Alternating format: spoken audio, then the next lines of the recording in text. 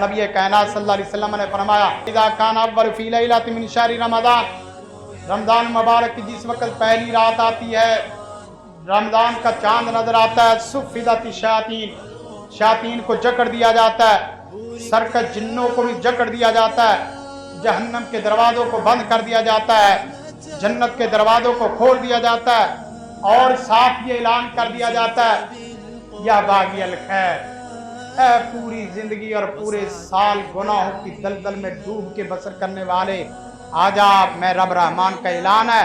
پورا سال گناہوں کی دلدل میں ڈوبا رہا، اس کے اندر ڈبکیاں لگاتا رہا، گوتے کھاتا رہا، آجا آجا آجا رمضان مبارک کا چاند دیکھ کے رمضان مبارک کی دعا پڑھ، اور میرے حضور صاف دل سے دعا کر، توبہ استغفار کر، میں رب رحمان تیرے زمین سے لے کے آسمان کی بلندیوں تک چھونے والے گناہ، سمندر کی جھاگ کے برابر بن جانے والے گناہ، ایک دفعہ کہے گا نا رب بھول گیا ہو، اے رب رحمان بھول گیا ہو، جو ہوا سو ہو گیا، آئندہ نہیں ہوگا، میرا رب فرمائے گا جا بندے میں نے تجھے معاف کر دیا ہے۔ یہ دعا لازمی پڑھیں، اپنے بچوں کو چاند دکھانے کی ایک یا دوسری تیسری رات چاند دکھا کے دعا ضرور پڑھیں۔ کون سی دعا؟ اللہم اللہ علینا بالیمن والایمان والسلامت والاسلام ربی وربک اللہ۔ چار بڑی بڑی چیزیں ہیں۔ اے اللہ اس مہینے میں مجھے امن عطا فرما،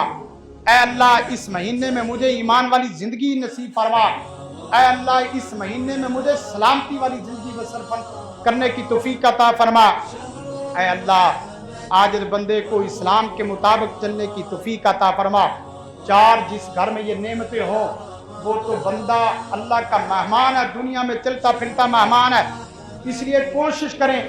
آخری دو تین باتیں کر کے بات کو ختم کرتا ہوں۔ سب سے پہلے ہدف بنائیں، اپنا ہدف بنائیں۔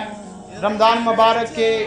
تیاری سے پہلے مہمان جس طرح گھر میں آتا ہے تو اس وقت ہم تیاری نہیں شروع کرتے کہ مہمان گھر میں آ جائیں اور اس کے بعد بندہ کھانا پینا یا چیزیں لانا شروع کر دے۔ چیزیں لانے والا، کھانے بنانے والا، صفائیوں ستھرائیوں والا، یہ سارا کام مہمان کے آنے سے پہلے پہلے کیا جاتا ہے۔ وہ آدمی کملا ہوتا ہے جو مہمان گھر میں آ جائے اور اس کے بعد چیزیں تلاش کرنی شروع کرے کہ میں نے کرنا کیا ہے، بنانا کیا اور کھانا کیا ہے، پلانا کیا ہے۔